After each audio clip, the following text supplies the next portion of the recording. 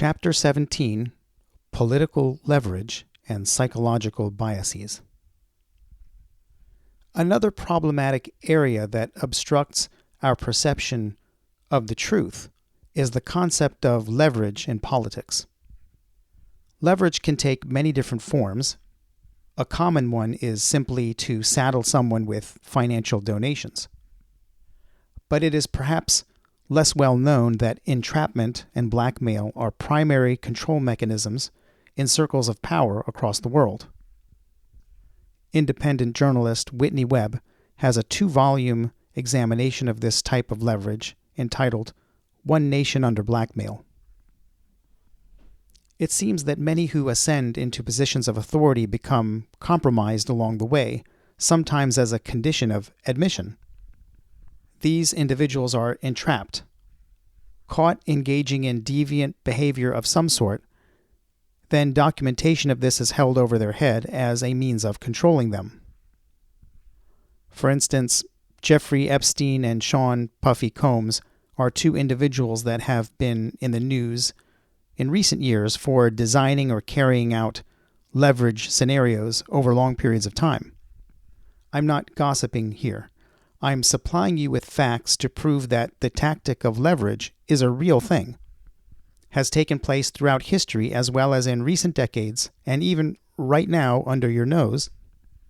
And you should be aware that this tactic affects the quality of information that is available to you because powerful interests use this tactic to get what they want through someone else without having to achieve it themselves. Combs and Epstein interacted with celebrities, politicians, and other prominent people for decades, and facilitated the involvement of as many of these people as they could in deviant behavior which was secretly recorded. Epstein died in prison a few years ago, and Combs is currently in prison. And what about the secret evidence they gathered regarding the deviant behavior of famous and powerful people? The federal government is in possession of it now. Why aren't offenders brought to trial, given the government now has the evidence? Why wasn't any information released to the public? Could it be that the government regards it unnecessary to report stories of blackmail and extortion to the public? Is it because the government that we elected has too many other priorities on its plate? Is it because Epstein and Combs independently concocted these schemes of leverage as a sort of hobby without the assistance of anyone else? Epstein, with his countless visits to the White House, with the countless number of rides he gave to powerful and famous public figures on his private airplane to his private island where they interacted with sometimes underage people.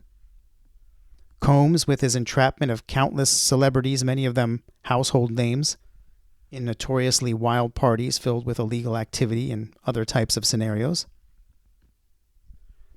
Or could it be perhaps because the projects of entrapment and blackmail conducted by Epstein and Combs were conceived of and assisted by a hidden, unelected layer of government that operates outside the reach of the visible elected government?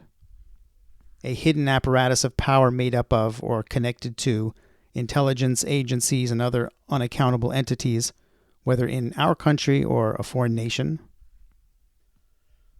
Leverage is used extensively by politicians and their backers, by powerful entities that want to apply pressure to achieve a desired end. This is often achieved by finding something in the life of a public figure that he or she wishes to keep hidden, even entrapping the public figure, tricking them into saying or doing something that, if it were to be made public, would be fatal to their reputation. This situation is then used by an opponent to force the public figure to act in ways that he or she would not naturally act. For instance, endorsing something he or she does not believe in, or failing to speak out about something he or she objects to, compelling a vote in one direction or another. Leverage is used systematically by the most powerful entities across the globe to secretly influence developments without public knowledge. A powerful interest gets what it wants without disclosing that it is behind it all. The consequence of leverage for the people bound by it is that they cannot be transparent and are not a reliable source of truth. The general public, however, is often not aware and takes the words and actions of these people at face value. This certainly obscures the pursuit of truth. Perhaps the nefarious practice of gaining leverage is one reason why Shoghi Effendi, in The Advent of Divine Justice, emphasized rectitude of conduct to the Baha'is, particularly to its elected servants. He said, quote, "Let them be aware lest they allow themselves to become the tools of unscrupulous politicians, or to be entrapped by the treacherous devices of the plotters and the perfidious among their countrymen." Unquote. Do you need a moment to look up the word perfidious in the dictionary or thesaurus? I'll be here when you return.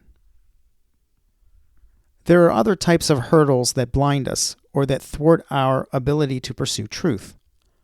Perhaps a number of these can be loosely categorized under the term psychological biases.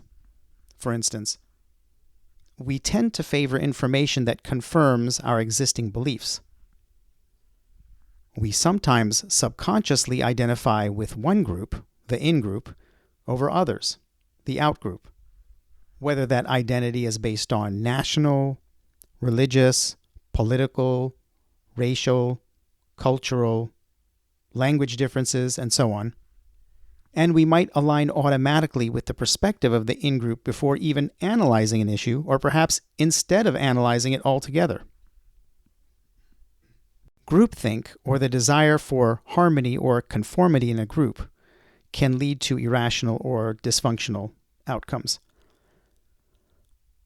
We might anchor our understanding of a topic too heavily on the first piece of information we learn about the topic, making it harder later on in life to accept any contradicting evidence we might be faced with. Strong emotions like fear, anger, or love can cloud judgment, making us more susceptible to false information or less willing to accept truths that challenge our emotional state. Remember COVID? Lots of fear and emotions. With the vast amount of information available, particularly online, it's challenging to discern what's accurate.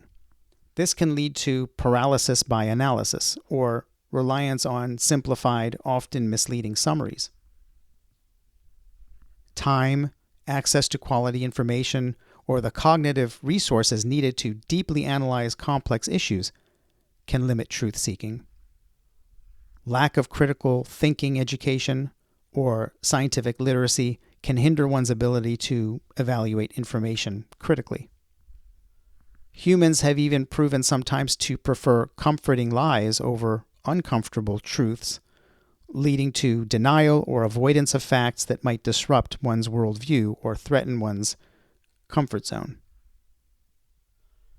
When it comes to the pursuit of truth, it is worth identifying related blind spots, weaknesses, or problem areas. Awareness contributes to understanding.